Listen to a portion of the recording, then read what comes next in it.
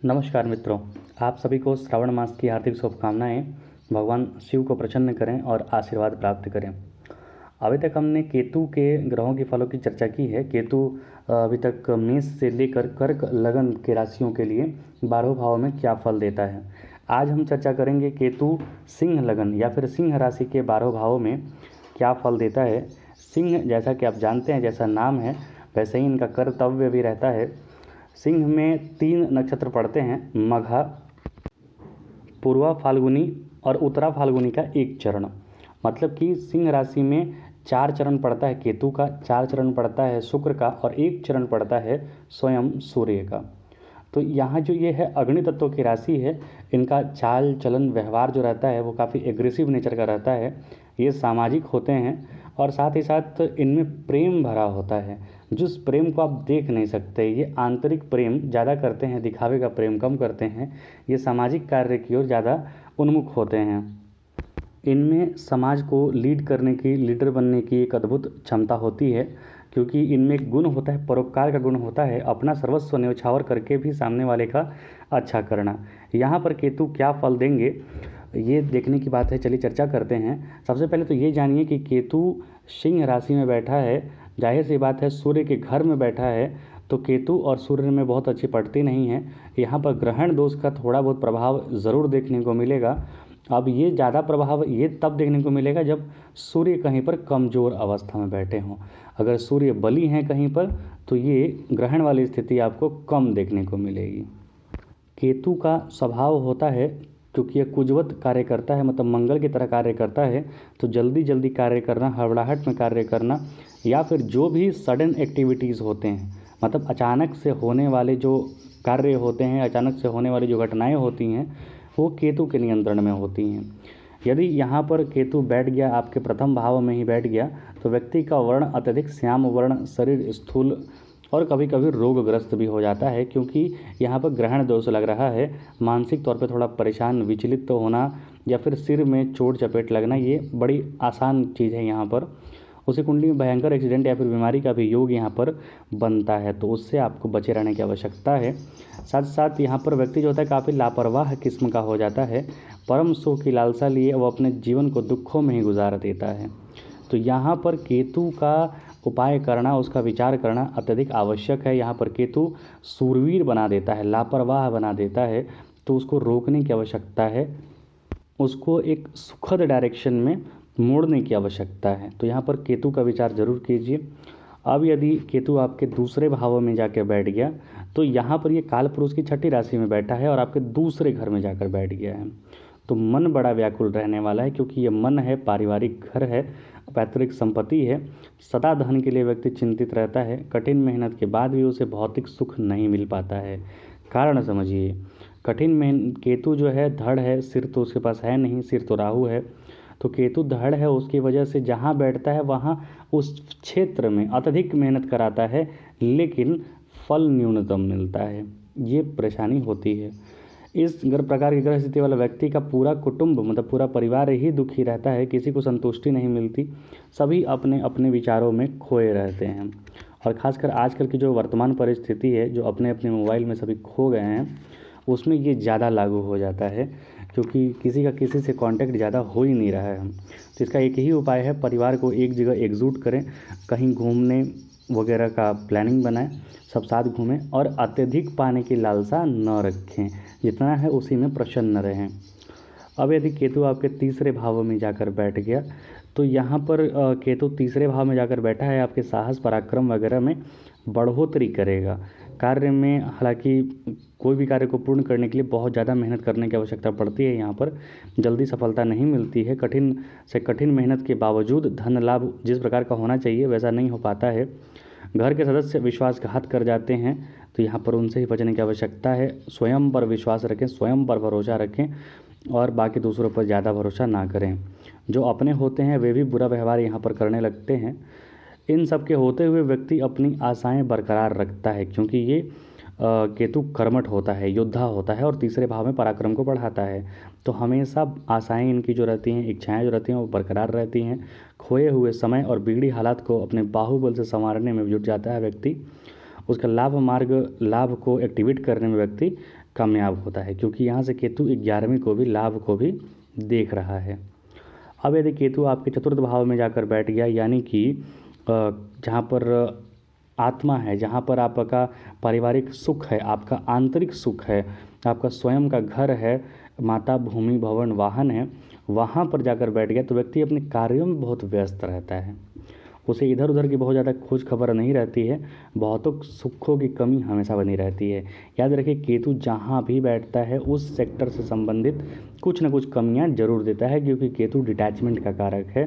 केतु जो है फकीरी का कारक है, तो फकीरी का कारक है मतलब कि बहुत ज़्यादा वहाँ पर इंडल्ज नहीं होगा, तो पारिवारिक सुखों में जो आपकी है, घर परिवार वाहन वगैरह के सुखों में थोड़ी कमी बनी रहेगी।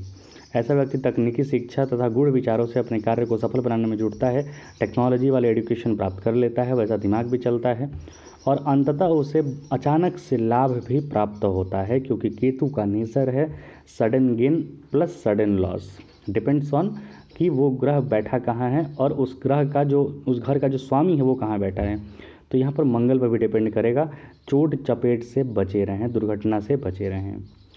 अब यदि केतु आपके पंचम भाव में जाकर बैठ गया है तो ये संतान पालन के लिए, क्योंकि केतु पंचम में बैठा है तो जाहिर सी बात है पंचम संबंधित कुछ ना कुछ परेशानियाँ देगा, तो संतान पालन पोषण के लिए बहुत परिश्रम करना पड़ता है व्यक्ति को। संतान का आनंद प्राप्त करने के लिए थोड़ी परेशानी होती है, लेकिन बाद में, क्योंकि केतु थोड़ा वृद्ध ग्रह भी माना जाता है, 42 के बाद मैच्योर होता है, तो बाद में उसे संतान द्वारा परम सुख भी प्राप्त होता है। इस प्रकार का व्यक्ति कम पढ़ा लिखा होता है, इसीलिए मेहनत मजदूरी करके ही अपना परिवार का भरण पोषण करता है, लेकिन भरण पोषण कर लेता है, जुगाड़ तंत्र बना लेता है और रहस्य वाली चीज़ें ज़रूर करता है। अगर कहीं से भी सपोर्ट मिल गया यहाँ पर गुरु का, तो व्यक्ति प्रबल आध्यात्मिक भी होता है, गुरु का भी कार्य कर लेता है, या फिर अगर कोई और ग्रह का साथ मिल गया जैसे शुक्र वगैरह का, तो तांत्रिक भी होता है। तो ऐसा व्यक्ति ज्ञान के क्षेत्र में थोड़ा कमज़ोर होता है, लेकिन तकनीक में आगे होता है, जुगाड़ में आगे होता है।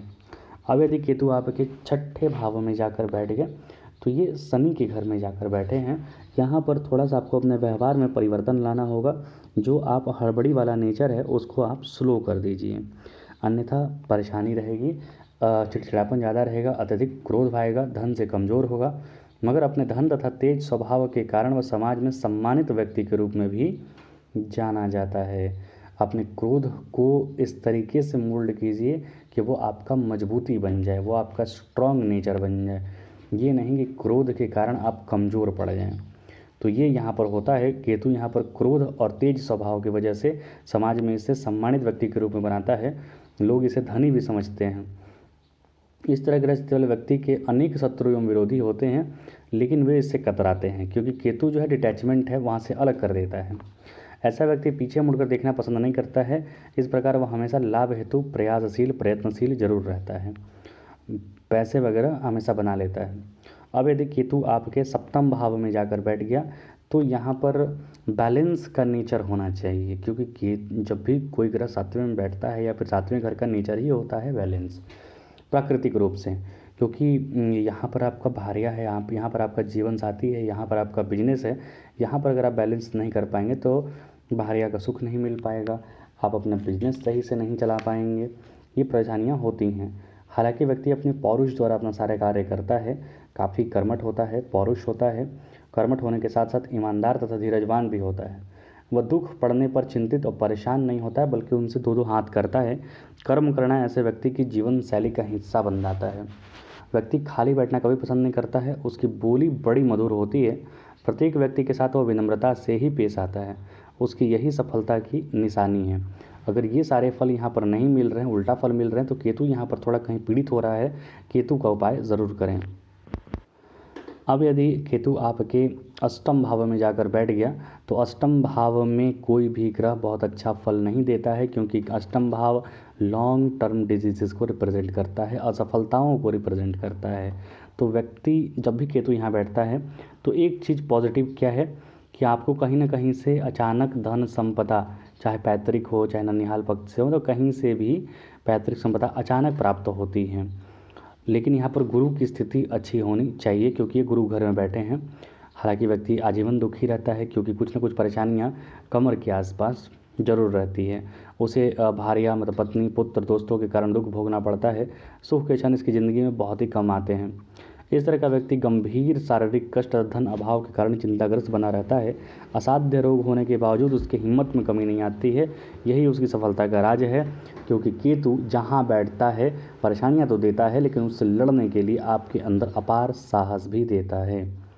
अब यदि केतु आपके नवम भाव में जाकर बैठ गया, पुनः मंगल के घर में जाकर बैठा है, यहाँ पर बैठा है मेष राशि में, जल अग्नि तत्व की राशि में बैठा है, आपके शत्रु आपका कुछ नहीं बिगाड़ पाएंगे। तो शत्रु से परेशान होने की आवश्यकता बिल्कुल भी नहीं है।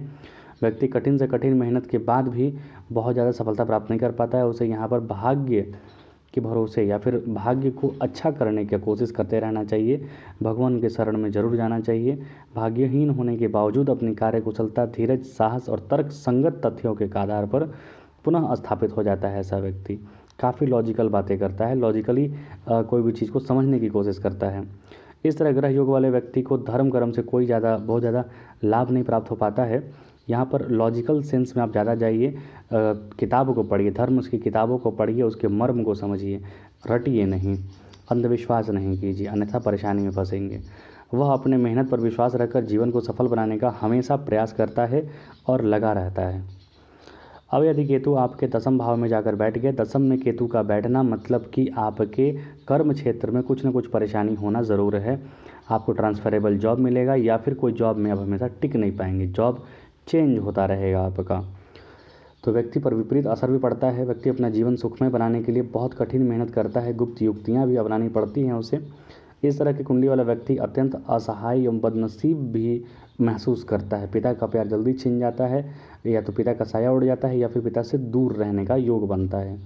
इस तरह उसे अपने ही बाहुबल द्वारा अपना भविष्य बनाना पड़ता है, तो वो उसे ज़रूर देखना चाहिए। स्वयं पर भरोसा रखकर कार्य करता रहे, अच्छा फल मिलेगा।